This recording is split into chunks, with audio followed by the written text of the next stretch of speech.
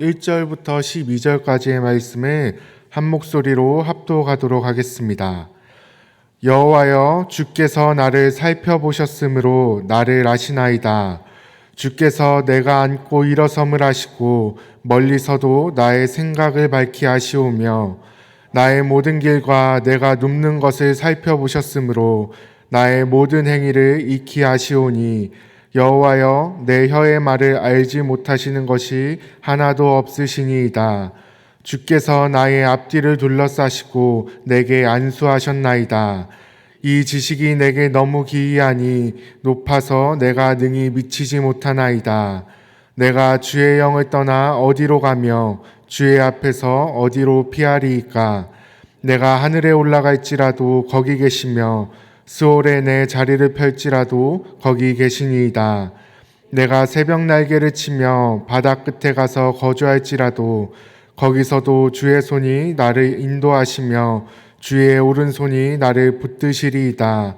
내가 혹시 말하기를 흑암이 반드시 나를 덮고 나를 두른 빛은 밤이 되리라 할지라도 주에게서는 흑암이 숨기지 못하며 밤이 낮과 같이 비추이나니 주에게는 흑암과 빛이 같음이니이다. 아멘. 오늘도 새벽 예배 자리에 나오신 성도님들을 진심으로 환영하고 축복합니다. 오늘 함께 읽은 본문 말씀은 다윗이 전지전능하시고 무소부재하시는 하나님을 찬양한 노래입니다. 오늘 이 말씀을 가지고 하나님께서 왜 우리의 위로가 되시는지 한번 살펴보도록 하겠습니다. 첫 번째로 하나님께서 우리의 위로가 되시는 이유는 전능하신 하나님이시기 때문입니다. 1절과 2절 말씀을 제가 다시 한번 읽겠습니다. 여호와여, 주께서 나를 살펴보셨으므로 나를 아시나이다.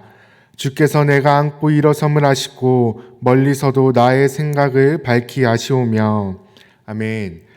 이 말씀의 의미는 우리 모두가 이해하는 데 있어 크게 어렵지 않습니다.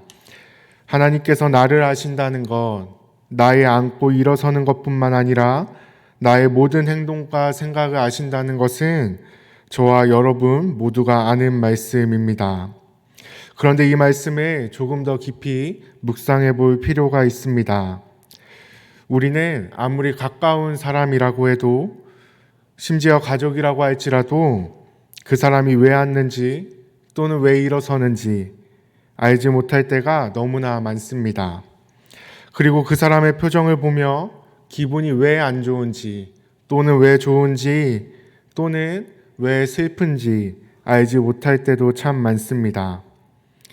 여기 계신 대부분의 성도님들은 자식을 키워보셔서 아시겠지만 내가 낳은 자식조차도 모를 때가 얼마나 많습니까?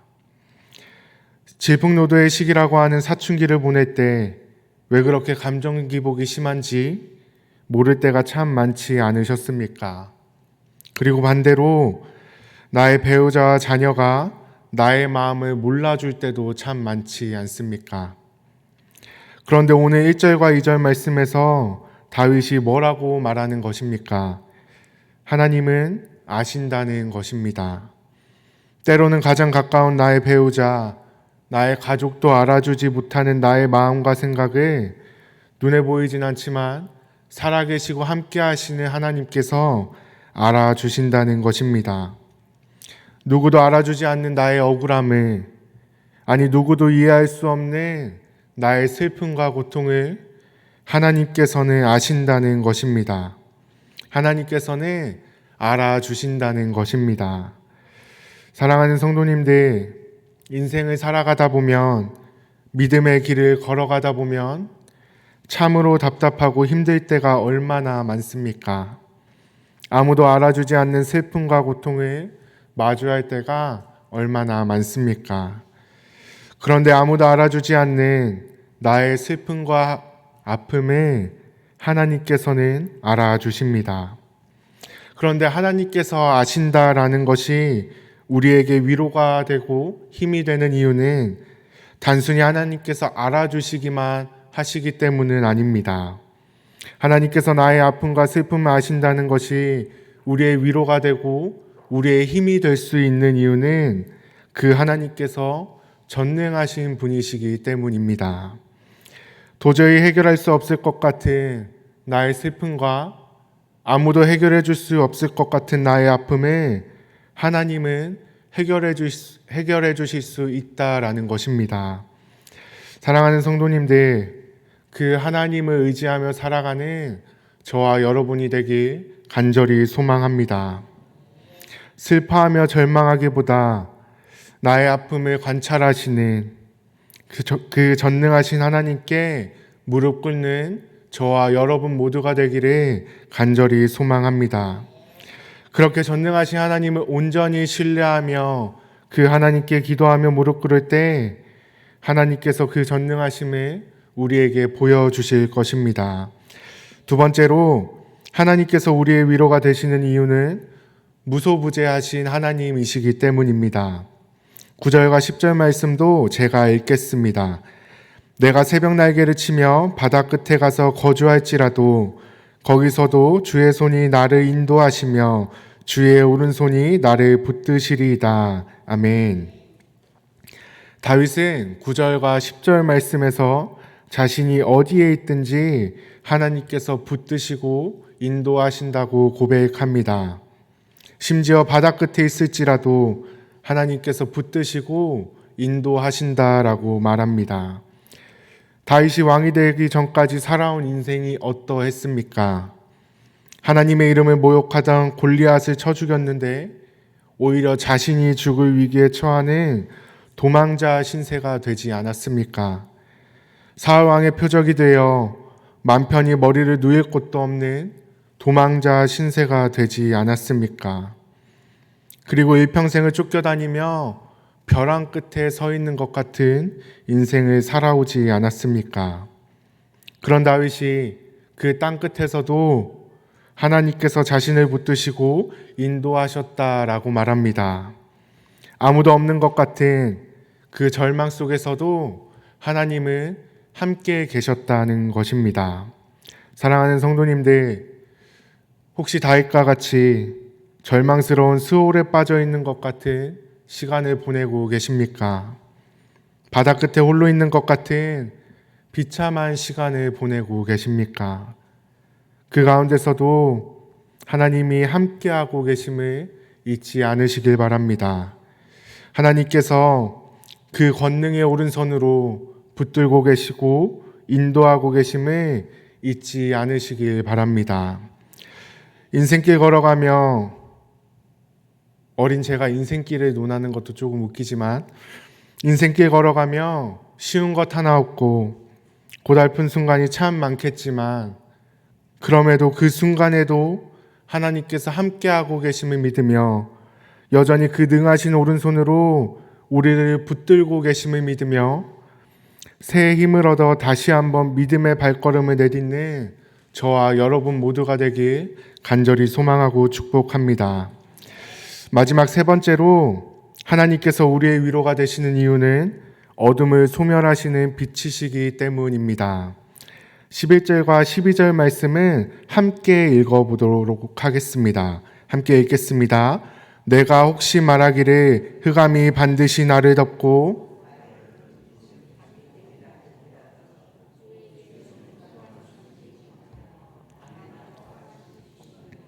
주에게는 흑암과 빛이 같음이니이다. 아멘. 11절 말씀을 보시면 흑암이 반드시 나를 덮고 나를 두른 빛은 밤이 되리라 라고 누가 말하고 있습니까? 다윗 스스로가 자신에게 말하고 있습니다.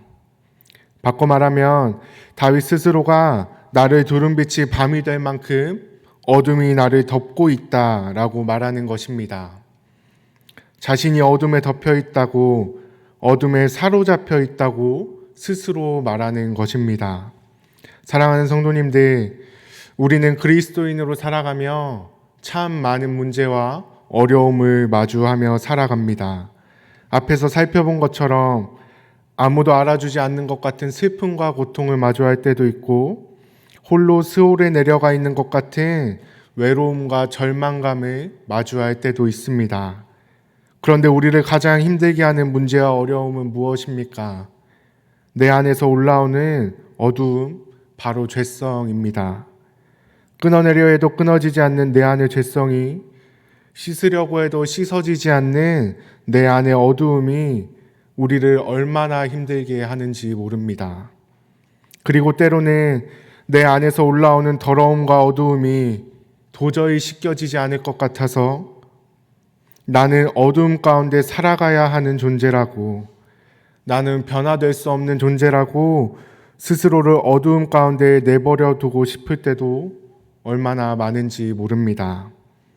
지난번에도 말씀드렸던 것처럼 제가 목사 안수를 받기 전에 하나님 앞에 기도하며 제 안의 더러움과 죄악들이 너무나 선명하게 보여서 하나님, 나는 안 되는 놈이라고, 하나님 저를 버리셔야 한다고 기도했던 것도 내 안에 있는 이 더러움과 죄가 도저히 씻겨지지 않을 것 같아서, 내 안의 어두움이 빛조차도 삼켜버릴 것 같았기 때문입니다. 그런데 스스로를 빛도 삼켜버리는 어둠 가운데 있다고 말하는 다윗에게 하나님께서 어떻게 하셨습니까? 빛이 되어 주셨습니다. 자신 안에 있는 어둠은 빛도 삼켜버리는 어둠이라고 고백하던 다윗이 참 빛이신 하나님 앞에 내 안의 어둠은 아무것도 아니라고, 하나님 앞에서 어둠은 빛과 같다고 고백하는 것입니다. 사랑하는 성도님들, 하나님은 참 빛이십니다. 우리 안의 어둠을 소멸하시는 빛이 되어 주십니다.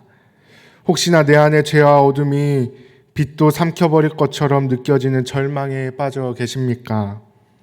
참 빛이신 하나님께로 나아가시길 간절히 소망합니다. 어둠을 소멸하시는 빛 대신 주께로 나아가길 간절히 소망합니다.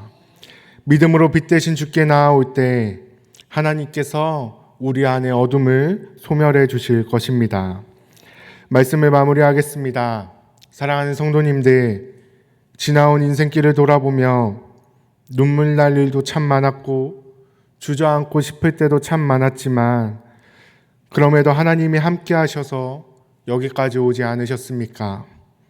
앞으로 남은 인생길 또한 눈물과 아픔 여전히 남아있겠지만 그럼에도 전능하신 하나님이 계시기 때문에, 무소부재하시는 하나님이 계시기 때문에, 참 빛이신 하나님이 계시기 때문에 우리 모두는 살아갈 수 있음을 고백하며 오늘 하루 다시 한번 믿음의 발걸음을 내딛는 저와 여러분 모두가 되길 간절히 소망하고 축복합니다. 사랑하는 성도님들, 정말로 살아계시는 하나님께서 지금도 우리와 함께 하십니다. 기도하겠습니다. 사랑이 많으시고 거룩하신 하나님 아버지, 오늘 다윗의 고백을 통해 그 하나님의 은혜를 다시 한번 기억합니다. 때때로 어려움과 힘든 가운데 빠져 있고 슬픔과 고통 가운데 빠져 있고 때로는 내 안에서 올라오는 어두움에 빠져 있을지라도 여전히 함께 하시는 그 하나님의 은혜를 기억하며 다시 한번 믿음의 발걸음을 내딛는 우리 모두가 되게 하여 주시옵소서. 예수님의 이름으로 기도드립니다. 아멘. 주님께서 가르쳐 주신 기도를 드리겠습니다. 하늘에 계신 우리 아버지, 아버지의 이름을 거룩하게 하시며 아버지의 나라가 오게 하시며 아버지의 뜻이 하늘에서와 같이 땅에서도 이루어지게 하소서. 오늘 우리에게 일용할 양식을 주시고 우리가 우리에게 잘못한 사람을 용서하여 준 것 같이 우리 죄를 용서하여 주시고 우리를 시험에 빠지지 않게 하시고 악에서 구하소서. 나라와 권능과 영광이 영원히 아버지의 것입니다. 아멘. 이 시간 함께 기도하길 원합니다. 첫 번째로 주신 말씀을 기억하며 전능하신 하나님, 무소부재하시는 하나님, 빛 되시는 하나님을 신뢰하며 오늘 하루도 믿음의 발걸음을 내딛게 해달라고. 두 번째로 성령으로 충만하게 하셔서 오늘도 마땅히 기도할 바를 알게 하시고 이를 통해 모든 것을 합력하여 이루시는 하나님을 경험하게 해달라고. 그리고 세 번째로 11개국과 18명의 선교사분들과 세계의 기간을 위해 함께 기도하길 원합니다. 선교사님들에게 성령 충만으로 임재하시고 그 땅에 예배가 세워지게 하시고 현지 사역자들이 많이 세워져 자립교회로 성장하게 하옵소서. 선교 사역을 위한 모든 필요를 채워주시고 어떠한 영적 공격으로부터 보호하여 주시고 기적의 현장이 되게 해달라고. 그리고 네 번째로 우리 교회에서 한 주간 진행될 모든 사역들이 이 지역 사회의 선한 영향력으로 이어지게 해달라고. 다섯 번째로 전쟁과 테러, 기근이 멈추고 복음 선교에 막힘이 없게 하시고 온 세계와 열방에 하나님의 평화가 찾아오게 해달라고.